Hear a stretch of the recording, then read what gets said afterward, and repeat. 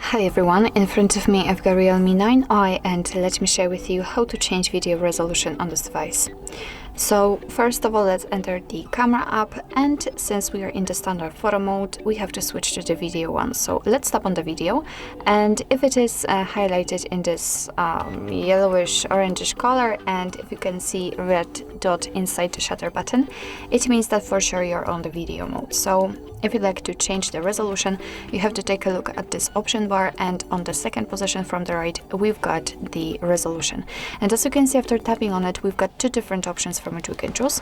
Right now we've got 720p option applied. This option is also highlighted, that's why I know that we've got this option.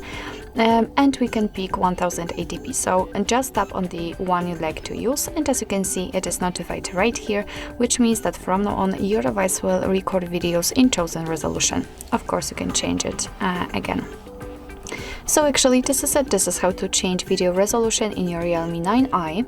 Thank you so much for watching. I hope that this video was helpful, and if it was, please hit the subscribe button and leave the thumbs up.